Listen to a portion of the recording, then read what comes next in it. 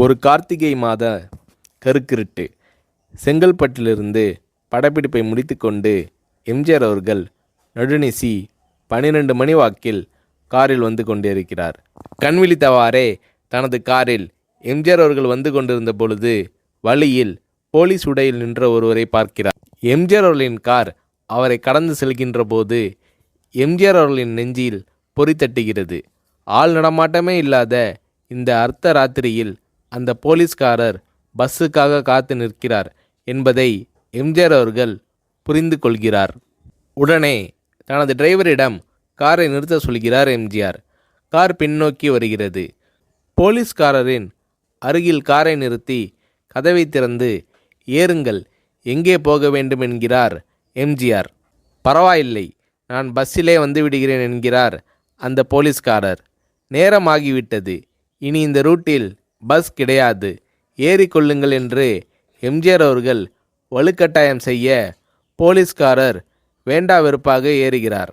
காரின் உள்ளே லைட் போட்டு சாப்பிட்டீங்களா என்று கேட்டுக்கொண்டே தனது சீட்டுக்கு பின்னால் இருந்த பிஸ்கெட் பழங்களை எடுத்து கொடுக்கிறார் எம்ஜிஆர். இப்படி ஓசியில் பயணம் செய்வதே எனக்கு உடன்பாடில்லை. இன்னும் நீங்கள் உண்ண சொல்லி வேறு என்னை இழிவுபடுத்தாதீர்கள் என்று போலீஸ்காரர் மறுக்கிறார். எம்ஜிஆர் அவர்கள் பூரிக்கிறார். இருப்பவனிலிருந்து இல்லாதவன் வரை படித்து பதவியில் இருக்கும் எத்தனையோ பேர் எனக்கு அது வேண்டும் இது வேண்டும் என்று எம்ஜிஆர் அவர்களிடம் வேண்டியதை பெற்று செல்கிறார்கள். ஆனால் சாதாரண பொறுப்பில் இருக்கும் இந்த போலீஸ்காரரின் நேர்மை எம்ஜிஆர் அவர்களை மெய்சிலிர்க்க வைத்துவிட்டது. எம்ஜிஆர் அவர்களின் கார் கத தூரத்தில் வந்து கொண்டிருந்தாலும் காரின் நிறத்தையும் ஒளியையும் மனம் கமலும் ஓடிக்கான் வாசனையையும் வைத்து இது எம்ஜிஆர் அவர்களின் கார் என்றும் கார் சென்ற தடத்தை தொட்டு வணங்குகின்ற அளவுக்கு புகழுடன் திகழ்ந்த நேரம் அது. அரை மணி நேரம் கார் சென்று கொண்டிருக்கிறது. ஆனால் அதுவரை எம்ஜிஆர் அவர்களை பற்றி பெரிதாக போற்றி புகழ்ந்து பேசாமல் அந்த போலீஸ்காரர் வந்ததே புரட்சித் தலைவர் எம்ஜிஆர் அவர்களுக்கு அந்த போலீஸ்காரர் மீது மரியாதையை கூடுதலாக்கியது. நான் தான் எம்ஜிஆர் என்கிறார் எம்ஜிஆர். கேள்விப்பட்டிருக்கிறேன் என்கிறார் அந்த போலீஸ்காரர். பொன்மனச்செம்மல் எம்ஜிஆர் அவர்களின் முகத்தில் கோபம் இல்லை, பதிலுக்கு பொன்முறுவல் மலர்கிறது. என் படங்களை பார்த்து இருக்கிறீர்களா என்று கேட்கிறார் எம்ஜிஆர்.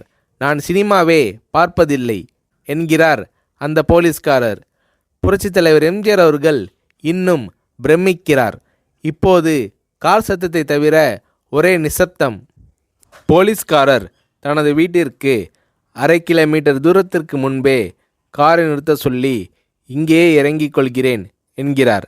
ஏன், நீங்கள் குறிப்பிட்ட அந்த விலாசம் இன்னும் 1/2 கிலோமீட்டர் தூரம் இருக்கிறதே என்கிறார் எம்ஜிஆர். சாதாரண போலீஸ் உத்தியோகத்தில் இருக்கும் நான் காரில் வந்து இறங்கினால் என் வீட்டிற்கு அருகில் உள்ளவர்கள் என்னை தவறாக நினைத்து கொள்வார்கள். இதுவரை இப்படி நான் யார் காரிலும் ஓசியில் வந்து பழக்கமில்லை. நீங்கள் இவ்வளவு தூரம் செய்த உதவிக்கு நன்றி என்கிறார் அந்த போலீஸ்காரர். புரட்சித் தலைவர் எம்ஜிஆர் அவர்கள் அதற்கு மேல் எதுவும் பேசவில்லை. அவர் எந்த போலீஸ் ஸ்டேஷனில் பணிபுரிகிறார் என்பதை மட்டும் கேட்டு தெரிந்து கொண்டு கிளம்புகிறார். அடுத்த நாள் செங்கல்பட்டு போலீஸ் ஸ்டேஷனுக்கு ஃபோன் செய்து நான் எம்ஜிஆர் பேசுகிறேன் என்கிறார் எம்ஜிஆர். ஃபோனை எடுத்த டிஎஸ்பி உதறலோடும் உற்சாகத்தோடும் தலைவரே வணக்கம் என்கிறார்.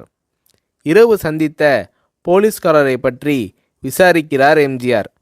அந்த டிஎஸ்பி சொல்கிறார், நீங்கள் குறிப்பிடும் அவர் இன்று விடுப்பில் இருக்கிறார். அவர் கையூட்டு வாங்காதவர், கடமை தவறாதவர், காவல்துறையின் நேர்மைக்கு இவரே இலக்கணம். வெற்றிலை பாக்கு, பீடி, சிகரெட் போன்ற போதை வஸ்துக்கள், நாடகம், சினிமா போன்ற பொழுதுபோக்கு அம்சங்களையெல்லாம் இவர் அறியாதவர்.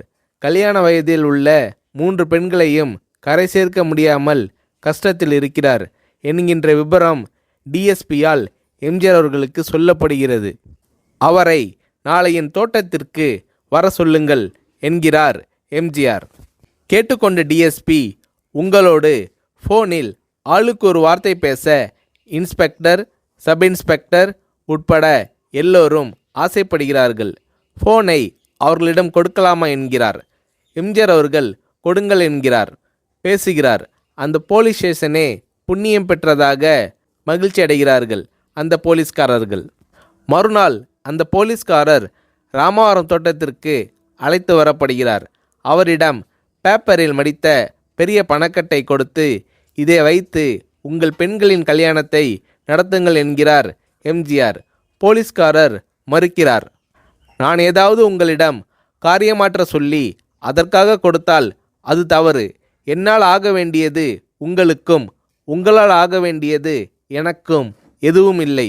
நான் உங்கள் கூட பிறந்த ஒரு சகோதரனாக நினைத்து கொடுக்கிறேன், பெற்றுக்கொள்ளுங்கள் என்று சொன்ன பிறகு கேட்டும் கூட கிள்ளி கொடுக்காத கனவான்கள் வாழும் இந்த உலகில் ரோட்டில் நின்றவனை அழைத்து சென்று அள்ளி கொடுத்த எம்ஜிஆர் அவர்களின் கருணையில் நெகிழ்ந்து போய் பெற்றுக்கொள்கிறார் அந்த போலீஸ்காரர்.